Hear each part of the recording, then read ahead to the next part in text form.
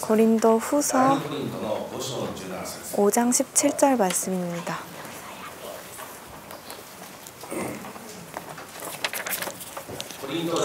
고린도 후서 5장 17절 말씀입니다.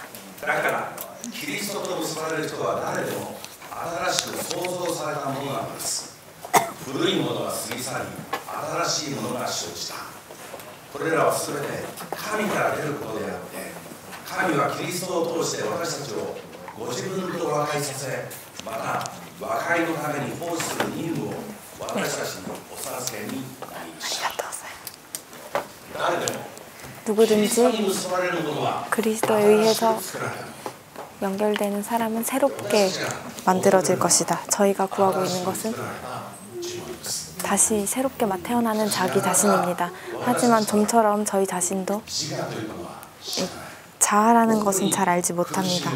거기에서 이제 괴로움을 느끼는 건데요. 올해 전일본 18 마라나타라는 전도의 테마를 가지고 있습니다. 마라나타 무슨 뜻인가요? 네, 주여 오시옵소서라는 뜻입니다. 주여 오시옵소서. 어디에 기록되어 있죠?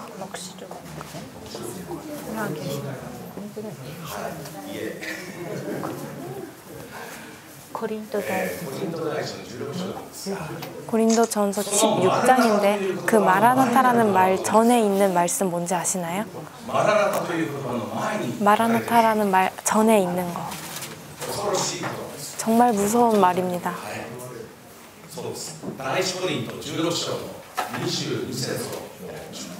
고린도전서 16장 22절 말씀입니다. 고린도전서 16장 22절 말씀입니다. 만일 누구든지 주를 사랑하지 아니하거든 저주를 받을지어다. 주께서 임하시느니라.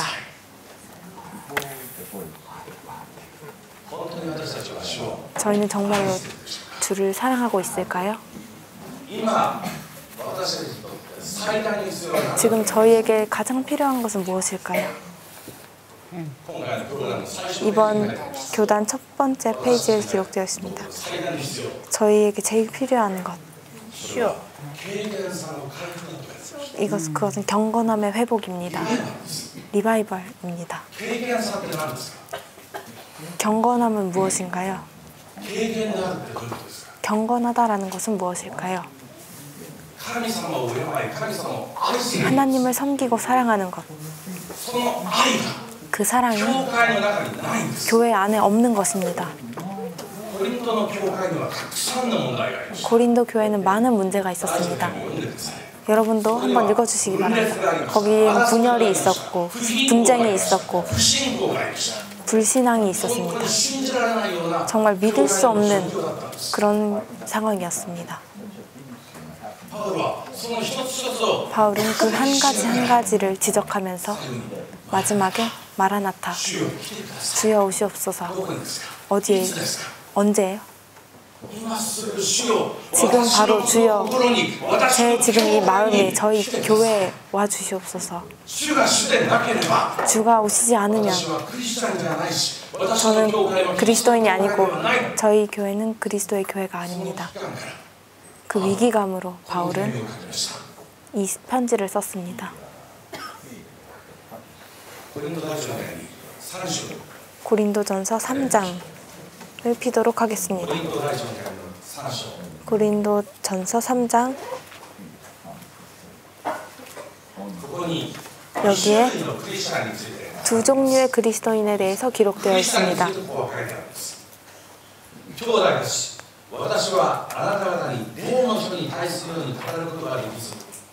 형제들아, 내가 신령한 자들을 대함과 같이 너희에게 말할 수 없어서 육신에 속한 자 곧 그리스도 안에서 어린아이들을 대함과 같이 하노라. 내가 너희를 젖으로 먹이고 밥으로 아니하였노니 이는 너희가 감당치 못하였음이거니와 지금도 못하리라. 고린도전서 3장 1절로부터 읽고 있어요. 너희가 아직도 육신에 속한 자로다. 너희 가운데 시기와 분쟁이 있으니 어찌 육신에 속하여 사람을 따라 행함이 아니리요. 1절로 3절 말씀. 그리스도인이지만 육의 사람인 채로 있다. 그 고린도 교회에 바울은 마라나타라고 말했습니다. 주여 오시옵소서. 이 교회 가운데 오시옵소서. 그리고 저희 마음속에 와주시옵소서. 그리고 저희를 정말 영적인 사람으로 바꿔주시옵소서. 그렇게 기도했습니다.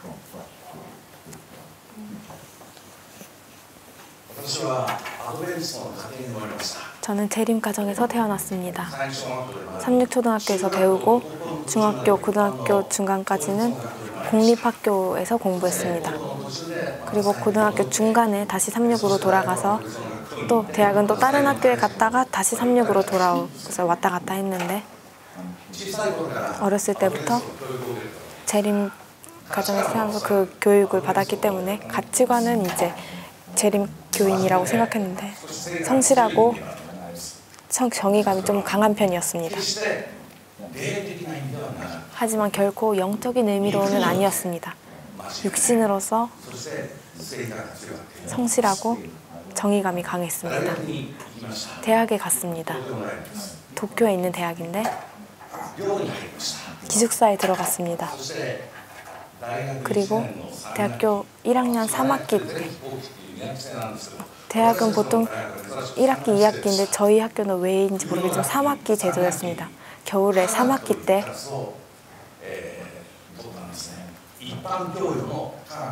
그냥 일반 교양 화학 수업을 들었습니다. 고등학교 2학년 때부터 제 전공을 문과 쪽에서 공부했기 때문에 이과 과목은 공부를 잘 못했어요. 그 화학을 일반 교양 과목으로 수업을 들었는데 기숙사에서 이제 10명 정도 되는 친구들이랑 같이 들었습니다. 첫 번째 수업 때 큰 강의실 꽉 찼습니다. 400명 정도의 학생이 그 화학 수업을 들었습니다. 친구랑 같이 제일 처음 화학 수업을 들었는데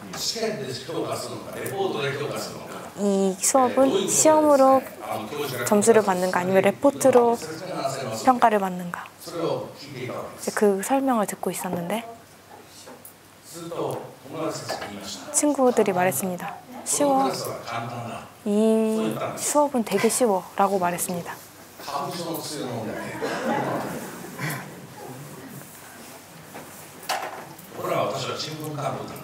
하지만 저는 전혀 몰랐지만 다들 쉽다고 말하니까 또 쉽겠지. 그 다음 시간부터 친구들과 같이 수업을 땡땡이 치기 시작했습니다. 겨울에 제일 첫 번째 시간이었기 때문에 춥기도 해서 좀 쉬었습니다. 하지만 어느 순간 나는 다른 친구들과는 다르게 화학을 전혀 모르니까 들어야겠다 해서 혼자 친구들 말고 혼자 그 수업을 들었습니다. 제일 뒷자리에 앉았습니다. 그러니까 첫 수업 시간에 꽉 찼던 교실은 반밖에 없었습니다. 많은 사람들이 다 땡땡이를 치고 있었던 거죠. 그때 어쩌다 출석한 그때 교수님이 말씀하셨습니다. 오늘은 전혀 예고하지 않아서 미안하지만 중간고사를 보겠습니다. 정말 놀랐습니다. 다행이다. 그리고 답안지가 왔는데 이제 이름을 썼어요. 문제가 계속 나와 있는데 태어나서 처음으로 아무것도 쓰지 못했습니다. 백지 답안지를 두고 이렇게 팔짱을 끼고 모른다는 것은 이런 거구나. 그걸 이제 곱씹고 있었습니다. 이제 곧 전화가 와서 기숙사에 사는 화학 그 수업을 듣는 학생들이 좀 늦게 왔습니다. 그 사람도 제 옆에 앉았습니다. 그리고 받은 답안지에 정말 쉽게 화학 전공이기 때문에 정말 쉽게 쓰기 시작했습니다. 다 쓰고 근데 그 학생도 이제 팔짱을 끼고 끝나는 시간을 기다렸습니다. 그리고 잠깐 제 답안지를 보더니 아무것도 안 쓰여진 그 답안지를 보고 놀란 것처럼 조용히 자기가 다 채운 그 답안지를 이렇게 쓱 밀어줬습니다. 봐도 돼, 써도 돼. 정말 친절한 선배였습니다. 하지만 그때까지 저는 재림교인으로서의 정의감이 굉장히 강했기 때문에 괜찮아요 라고 돌려줬습니다. 괜찮아? 라는 눈으로 저를 봤지만 괜찮아요 라고 말하고 그 답안지를 돌려줬습니다. 여기까지는 멋있었는데 이내 기말고사도 보게 되었습니다. 그 전날 친구들이 저 곁에 모여서 다 강의를 해줬습니다. 하지만 하루만 철야로 해서는 몰랐습니다. 친구가 말했습니다. 내일은 나랑 얘 사이에 앉아. 나머지는 이제 우리한테 맡기고 다음 기말고사 때 저는 그 친구들 사이에 앉았습니다. 중간고사 때는 사람들이 없었던 교실이 사람으로 꽉 찼습니다. 교수님도 물론 그 대학원생들을 불러서 컨닝하지 않도록 감시를 시켰습니다. 그 가운데 저는 눈을 왼쪽 오른쪽 굴리면서 친구들의 답을 이렇게 베꼈습니다. 너무 좋은 점수를 이제 얻으면 안 되기 때문에 적당히 베꼈는데 그리고 무사히 그래서 이제 B라는 성적으로 그 성적을 받아냈어요. 그때 제가 무슨 생각을 하면 우정이란 정말 좋은 것이구나 라고 생각했습니다. 그때까지는 컨닝을 시키는 사람도 사람도 정말 안 좋다고 생각했습니다. 하지만 제가 실제로 그 도움을 받았을 때 우정이란 정말 놀라운 것이구나. 또 컨닝을 했다는 것은 양심의 가책이 있는데 그걸 한 번이니까 뭐 다른 애들도 하니까 라는 핑계를 대고 열심히 죽였습니다. 대학교 4학년이 되었습니다. 여름이 지나서 가을, 저는 매주 토요일에 저희 교회 예배가 끝난 다음에 오차노미즈 기독교 학생회관 초교파 그리스도인 학생들의 그런 모임에 출석하게 되었습니다. 거기서 듣는 말씀은 정말 십자가를 중심으로 한 그런 말씀이었습니다. 얼마나 하나님께서 저희 죄인을 사랑해 주시는지, 그리고 얼마나 저희가 죄된 존재인지 그걸 모두 알고 계시는 하나님께서 독생자 예수님을 십자가에 달려 돌아가심으로 인해 저희는 처음으로 구원받는 사람이 되었습니다. 그 이야기를 듣는 사이에 제 양심이 다시 되살아나기 시작했습니다. 신앙의 부활이 시작되었습니다. 그리고 대학 때 있었던 컨닝 문제가 그냥 지나갈 수 없는 죄로서, 죄책감으로서 기억이 났습니다. 기도했습니다. 여러 가지 성경이나 예언의 신을 읽었습니다. 이러한 죄는 기도하고 예수님께 용서를 구하면 용서받을 수 있지 않을까라는 말씀을 찾았지만 어디에도 그런 말씀은 없었습니다. 이 죄는 고백하지 않으면 안 됩니다. 정말 괴로웠습니다. 만약에 죄를 고백해서 넌 퇴학이다 라는 말을 들으면 부모님께 뭐라고 말씀을 드려야 하나, 또는 한 번 더 이 수업을 들으라고 하면 1년 꼴른 게 되기 때문에 그때는 어떻게 해야 하나 여러 가지 걱정이 생겼습니다. 하지만 이 문제를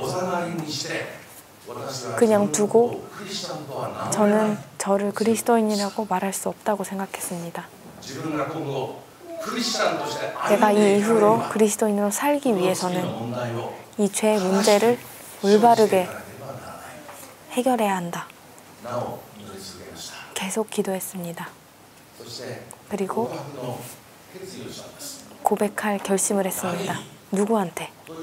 라고 하는 문제가 이제 생겼는데 당연히 그 화학 교수님께라고 생각했는데 이제 마음이 진정되지 않는 것입니다. 이 화학 선생님은 오무 살인 사건 때 몇 번 TV에 나오셔서 아, 저 교수님이시구나 하고 되게 그리웠었는데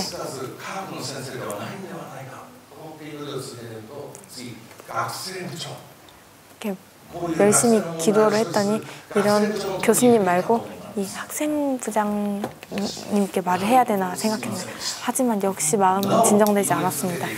그리고 계속 기도하니까 저한테 돌아온 대답은 학장님이었습니다.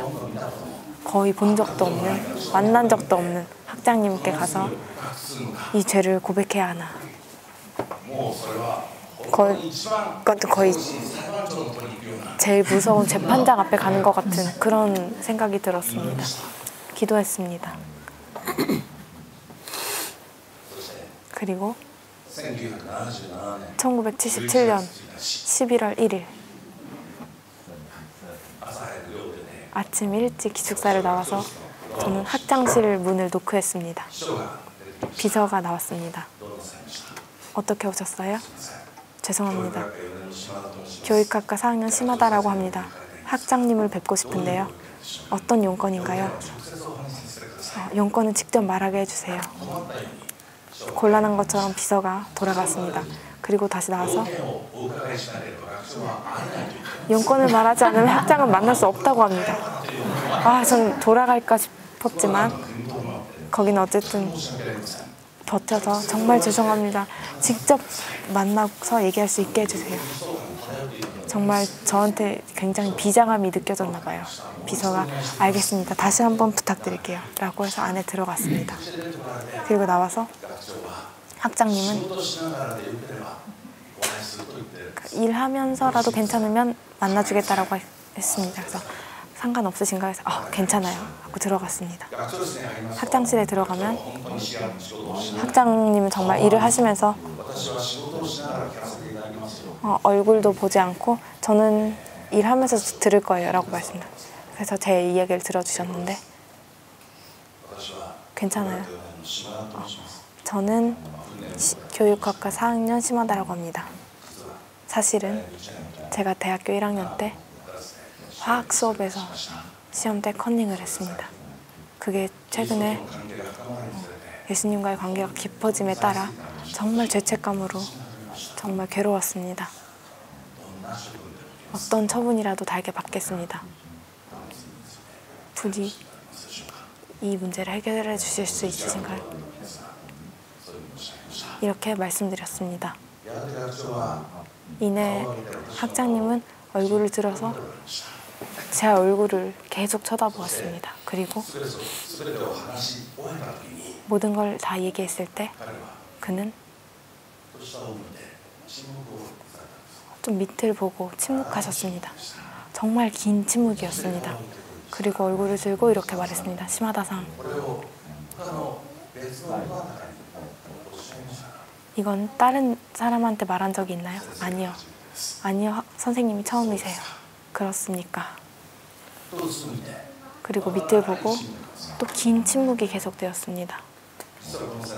사실은 이 교수님 일본에선 신약학자로서 굉장히 유명하신 그런 분이셨습니다. 긴 침묵 후에 얼굴을 든 그 교수님께서는 이렇게 말씀하셨습니다. 그러면 이 문제는 당신과 하나님 사이의 문제로서 해결합시다. 마지막까지 훌륭하게 이 대학의 학생으로서 본분을 다해주세요. 용서라는 것은 이런 거구나 라고 정말 깊은 안도감이 제 마음속에 넘쳤습니다.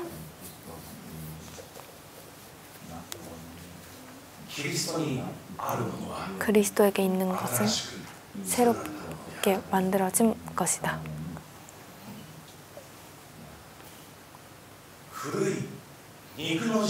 오래된 육의 자신이 없어진 것, 정말 부끄럽게 생각합니다.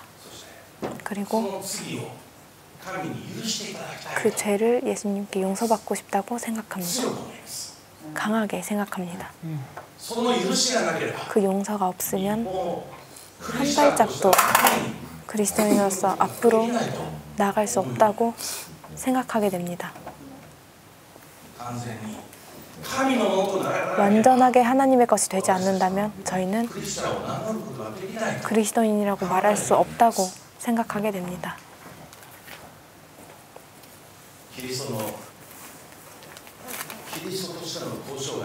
그리스도로서의 공생의 첫 번째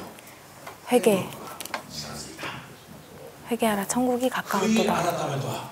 회개라는 것은 180도 방향을 전환하는 것입니다. 회개하라. 하나님의 사랑에 등을 돌리고 있는 너는 등을 돌려서 하나님께 모든 것을 맡겨라. 완전히 하나님의 것이 되어라. 그것이 너가 새로운 생명을 산다는 것이다. 물의 침례만으로는 아직 육신에 머물러 있다. 성령의 침례를 저희가 받을 때 처음으로 하나님의 자녀로서 성장할 수 있다.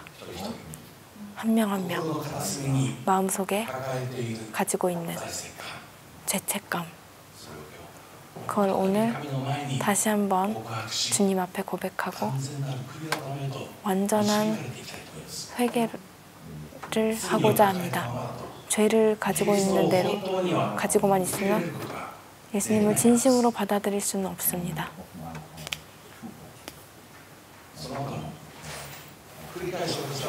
그 다음에도 저는 계속해서 죄를 지었습니다. 그날 이후로 한 번도 죄를 짓지 않았습니다 라고 말할 수 없습니다. 하지만 그때마다 해야 될 것, 그걸 알고 있었습니다. 그리스도의 십자가 곁으로 돌아가지 않으면 저희는 진정한 의미로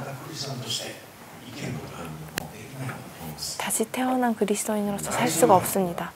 요한일서 3장 마지막으로 읽도록 하겠습니다.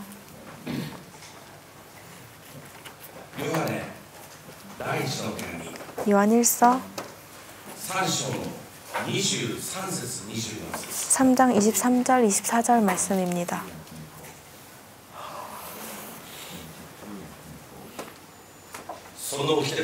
그의 계명은 이것이니 곧 그 아들 예수 그리스도의 이름을 믿고 그가 우리에게 주신 계명대로 서로 사랑할 것이니라. 그의 계명들을 지키는 자는, 요한에게 있어서 가장 중요했던 것은 그리스도를 구세주로 받아들이고 명령하신 것처럼 서로 사랑하라는 것이 가장 중요한 법칙이었습니다. 24절입니다. 그의 계명들을 지키는 자는 주 안에 거하고 주는 저 안에 거하시나니 우리에게 주신 성령으로 말미암아 그가 우리 안에 거하시는 줄을 우리가 아느니라.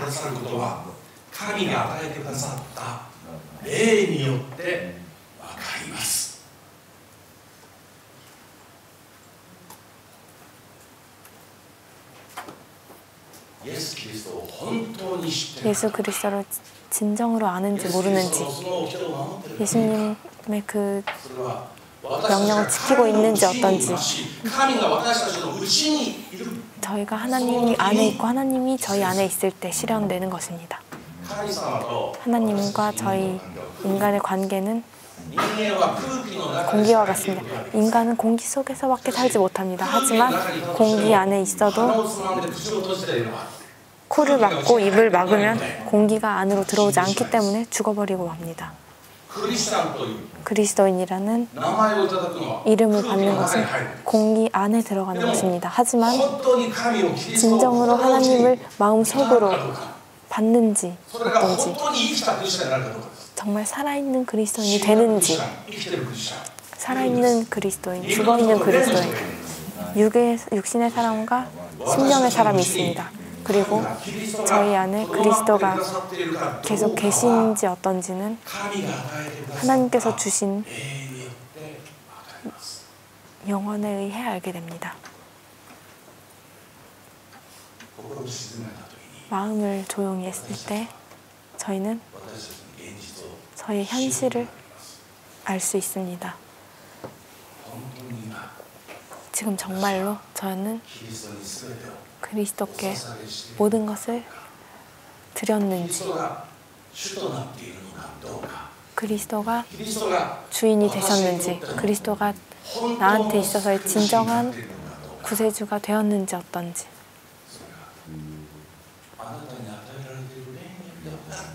그게 당신에게 있는 영에 의해서 알 수 있다.